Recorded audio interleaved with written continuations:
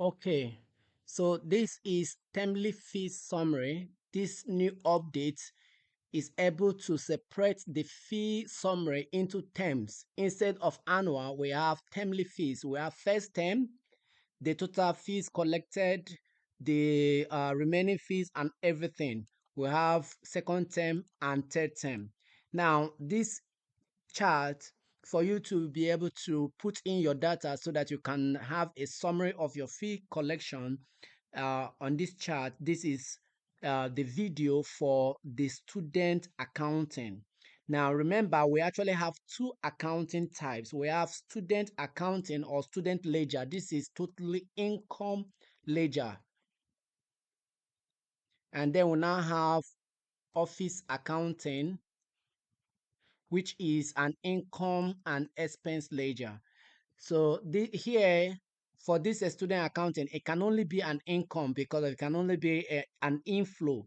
But the office accounting, you have both expense and deposit. Now, if you want to record the student fees, you record it into the student accounting. But if you want to record salary payments and other things, you can now record them inside the office accounting. So we have office accounting here. You go over to new deposits. Maybe we've collected the fees from the student, you can record them under new deposit. But if you want to record the fees that are collected, the individual fees that are collected, it has to be under student accounting.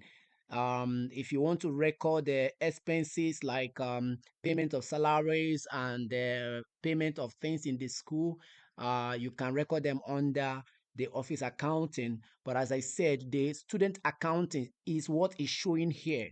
This student accounting is what is reflecting here. This is student accounting. Why here is the school's income and expense accounting. So this is what we are talking about today, the termly fee summary, separating the collection of money between the first term, second term, and third term. So to have this chart working for you, this is what you need to do. So first thing first, you need to itemize the fee items. That is the registration fee, tuition fee, uniform, things that you collect money for from the student. So you have to list them down.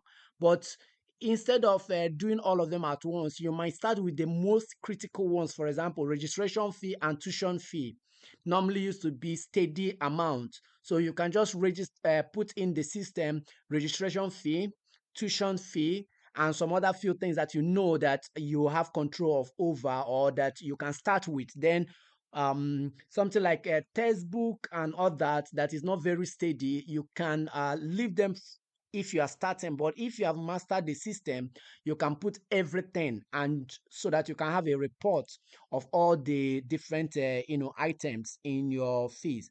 So to do that, you go over to add the fee items. You go over to student accounting and go to fee types. Here, fee types.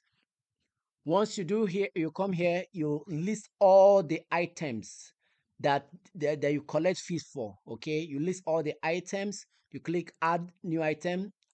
And if you have secondary and nursery and primary school at the same time, if not, you just type just the name of the item and the description, not the amount. You don't put amount here, you just put the item, the name of the item, registration fee, tuition fee, textbook, exam fee, lesson fee, and the rest of it all.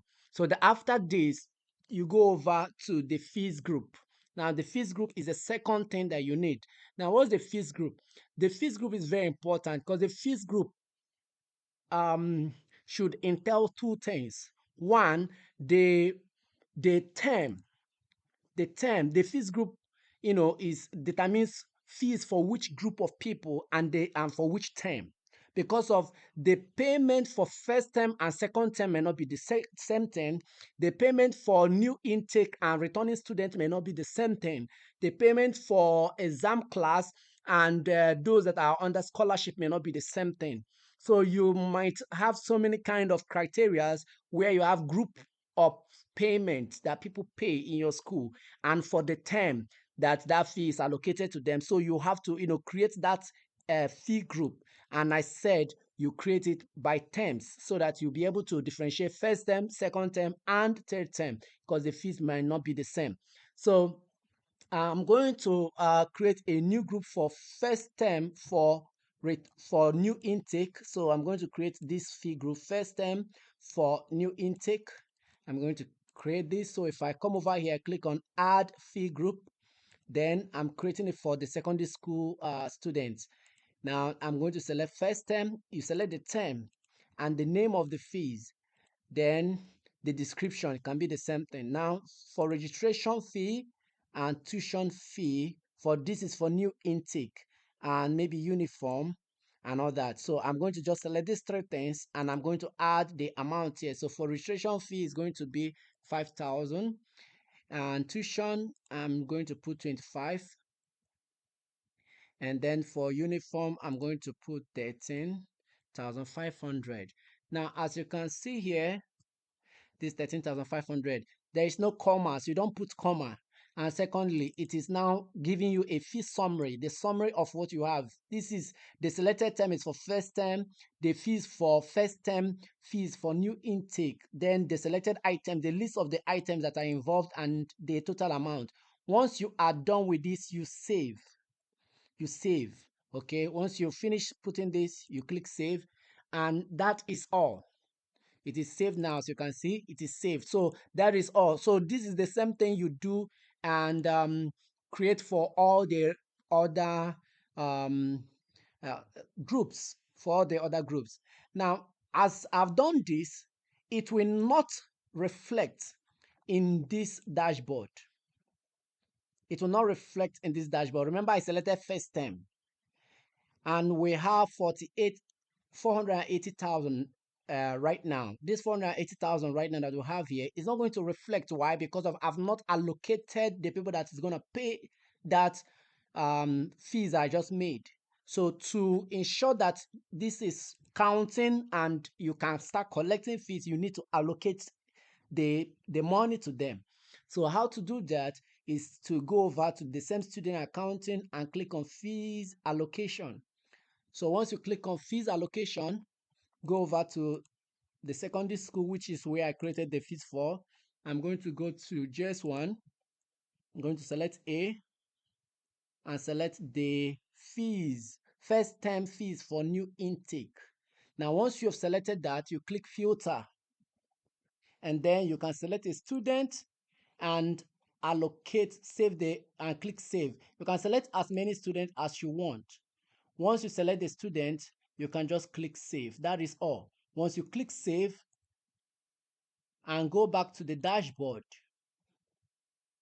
you will now see the fees have now increased. This is now 567,000. So 567,000 is the fees that I can now collect. Now, when I start collecting these fees, this collected bar will start showing. So let's just collect a fee. So let's say the student have made the payment. You go to student accounting, you go to fee payment and invoice, fee payment and invoice. Now I'm going to select secondary school, just one, and then select A. Now remember, there are two students we selected as as new students. So I'm going to click on, this is the student. I'm going to click on view to view the invoice. Now this is the fees that we allocated to them now. This is first term fee for new intake. This is what we want to showcase that they have paid for it. So go over to collect fees. I'm going to select fully paid at once so that this will just reflect everything. So I'm going to save this. So as it is, what we just said is that they have paid all the whole money that they owe. Now, if I want to, select one item, maybe registration fee or tuition fee or uniform, I would have selected them from the pay fee, the collect fee just for once. But I've set it that everything have been paid for. Then I'm going to go over now to dashboard and go to first term. So as you can see, This has reflect that for the first time, 73,500 have been collected out of 567,000. So this is the termly fee summary, as I said before. And if you go over to your if you go over to your own dashboard, every of the smart school this interface has been updated with this. So please, if there's any challenge, just let us know at once. Thank you.